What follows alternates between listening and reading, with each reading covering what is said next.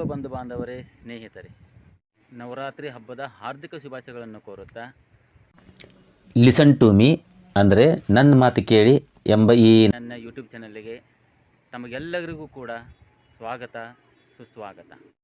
ಈ ನವರಾತ್ರಿ ಹಬ್ಬದ ನಿಮಿತ್ತ ತಮಗೊಂದು ಚಿಕ್ಕದಾದ ಮಾಹಿತಿ, ಇದನ್ನು ನೀವು ಮಾಹಿತಿ ಅಂತ ತಿಳ್ಕೊಳ್ಳಿ ಅಥವಾ ಜ್ಞಾನ ಅಂತ ತಿಳಿದುಕೊಳ್ಳಿ. ಏನಪ್ಪ ಅದು ಏನಂತಂದರೆ, ಕೆಲವೊಬ್ಬರ ಮನೆಯಲ್ಲಿ ಘಟಸ್ಥಾಪನೆ ಉಂಟು. ಆ ಘಟಸ್ಥಾಪನೆ ನಿಮಿತ್ತ ನವಧಾನ್ಯಗಳ ಬೆಳೆಗಳನ್ನು ಬೆಳೆಯಲಾಗುತ್ತೆ. ಅದನ್ನೇ ನಾವು ಜಯಂತಿ ಅಂತ ಕರೆಯುತ್ತೇವೆ. ಇದೇ ನೋಡಿ ಜಯಂತಿ ಅಂದರೆ ನವರಾತ್ರಿಯಲ್ಲಿ ಬೆಳೆದ ಬೆಳೆ.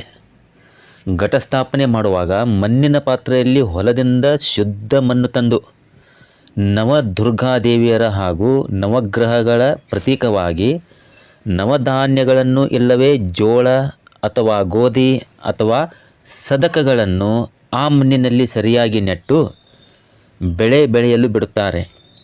ಸಾಮಾನ್ಯವಾಗಿ ಮನೆಯಲ್ಲಿ ಈ ಥರ ರೈತರಾಗಿರಬಹುದು, ವ್ಯಾಪಾರಸ್ಥರಾಗಿರಬಹುದು, ಮನೆಯ ಹಿರಿಯರಾಗಿರಬಹುದು ಅಥವಾ ಗುಡಿಯಲ್ಲಿ ಈ ಪಾವನ ನವರಾತ್ರಿಯ ದಿನದಂದು ದೇವಿಯ ಮುಂದೆ ಮನೋಕಾಮನೆಗಳನ್ನು ಇಟ್ಟು ಬೇಡಿಕೊಳ್ಳುವುದುಂಟು. ಅಂದರೆ ಈ ಬೆಳೆ, ಈ ಜಯಂತಿ ಎಷ್ಟು ಸಮೃದ್ಧವಾಗಿ, ಹಚ್ಚ ಹಸಿರಾಗಿ, ದಟ್ಟವಾಗಿ, ಎತ್ತರವಾಗಿ ಬೆಳೆದು ನಿಲ್ಲುತ್ತದೆಯೋ ಅಷ್ಟೇ ಈ ವರ್ಷ ಹೊಲದಲ್ಲಿ ಬೆಳೆ ಒಳ್ಳೆ ಬರುತ್ತದೆ ಅಥವಾ ಒಳ್ಳೆ ವ್ಯಾಪಾರ ಆಗುತ್ತದೆ ಹಾಗೂ ಮನೆಯಲ್ಲಿ ಆಯುರಾರೋಗ್ಯ ಐಶ್ವರ್ಯ ಮನೆ ಮಾಡುತ್ತದೆ ಎಂಬ ನಂಬಿಕೆ ವಿಶ್ವಾಸವಿದೆ.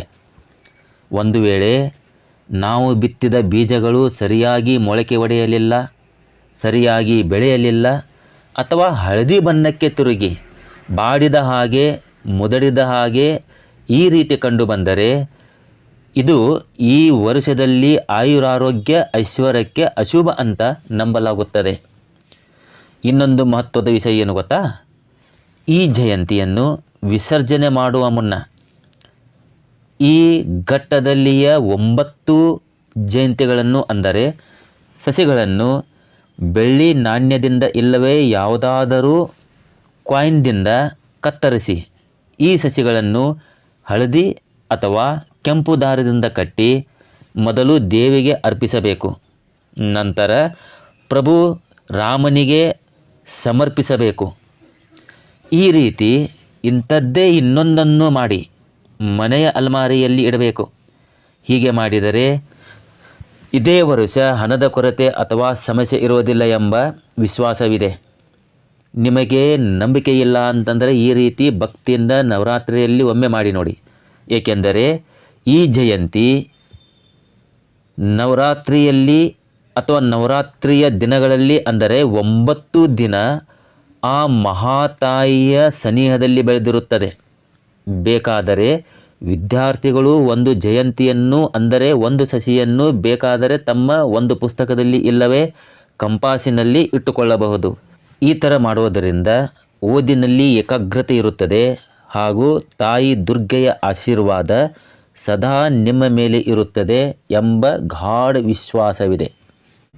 ಅಷ್ಟೇ ಅಲ್ಲದೆ ಇನ್ನೊಂದು ಮಹತ್ವವಾದ ಒಂದು ಮಾಹಿತಿ, ಒಂದು ಜ್ಞಾನ ಏನಂತಂದರೆ, ನೀವೇನು ಆ ಬೆಳೆಯನ್ನು ಬೆಳೆದಿರ್ತಾರಲ್ವ, ಆ ಬೆಳೆಯಲ್ಲಿ ಸ್ವಲ್ಪ ಲಕ್ಷ್ಯ ಕೊಟ್ಟು ನೋಡಿ, ಸ್ವಲ್ಪ ಗಮನವಿಟ್ಟು ನೋಡಿ, ದೃಷ್ಟಿ ಹಾಯಿಸಿ ಆ ಬೆಳೆಗಳಲ್ಲಿ ಒಂದು ಬೆಳೆ ಅಥವಾ ಒಂದು ಸಸಿ ಅಥವಾ 2 ಸಸಿನೋ 3 ಸಸಿನೋ 4 ಸಸಿನೋ ಕೆಳಗಿನಿಂದ ಹಿಡಿದು ಅಂದರೆ ಬೇರಿನಿಂದ ಹಿಡಿದು ತುದಿವರೆಗೂ ಬಿಳಿಯದಾಗಿ ಬಂದಿದ್ದರೆ ಅದು ಬಹಳ ಅಮೂಲ್ಯವಾದದ್ದು.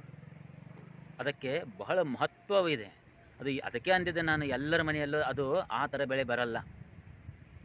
ಕೆಲವೊಬ್ಬರ ಮನೆಯಲ್ಲಿ ಆ ಥರ ಬೆಳೆ ಬರೋದುಂಟು. ಬೇಕಾದರೆ ನೀವು ಪರೀಕ್ಷಿಸಿ, ಬೇಕಾದರೆ ಒಮ್ಮೆ ನೋಡಿ. ಯಾವಾಗಲೂ ಈ ಜಯಂತಿಯನ್ನು, ಈ ಬೆಳೆಯನ್ನು, ಈ ಸಸಿಯನ್ನು ಕೈಯಿಂದ ನಾವು ಅಥವಾ ಕತ್ರಿಯಿಂದ ಕಟ್ ಮಾಡಬಾರ್ದು, ಕೊಯ್ಯಬಾರ್ದು. ಕತ್ರಿಯನ್ನು ಎಂದಿಗೂ ಕೂಡ ಬೆಳೆಸಬಾರ್ದು. ಇದನ್ನು ಕೊಯ್ಯಬೇಕಾದರೆ, ಇದನ್ನು ವಿಸರ್ಜನೆ ಮಾಡುವ ಮುನ್ನ ಇದನ್ನು ಕೊಯ್ಯಬೇಕಾದರೆ ಕತ್ತರಿಯಾಗಲಿ ಅಥವಾ ನಮ್ಮ ಕೈ ಬೆರಳಿನಿಂದ ಆಗಲಿ ಎಂದು ನಾವು ಇದನ್ನು ಕಟ್ ಮಾಡಬಾರದು. ಇದು ನೆನಪಿಟ್ಟುಕೊಳ್ಳಿ.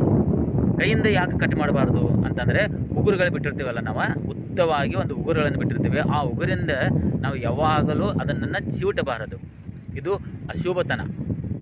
ಆಮೇಲೆ ಇನ್ನೊಂದು ಏನು ವಿನಂತಿ ಅಂತಂದರೆ, ಆ ಜಯಂತಿಯನ್ನು ವಿಸರ್ಜನೆ ಮಾಡಬೇಕಾದ್ರೆ ಸ್ವಲ್ಪ ಲಕ್ಷ್ಯವಿಡಿ, ಅದನ್ನು ಅಲಕ್ಷಿಸಬೇಡಿ. ಅಲ್ಲಿನೋ ಇಲ್ಲಿನೋ ವಿಸರ್ಜನೆ ಮಾಡಿ, ಎಲ್ಲರೂ ಕಾಲಲ್ಲಿ ತುಳಿಯುವ ಹಾಗೆ ವಿಸರ್ಜನೆ ಮಾಡಿ ಬರಬೇಡಿ. ಇಲ್ಲ ಹೊಲದಲ್ಲಿ ಹೋಗಿ, ಇಲ್ಲ ಹರಿಯುವ ನದಿಯಲ್ಲಿ ಹಾಕಿ ಬನ್ನಿ.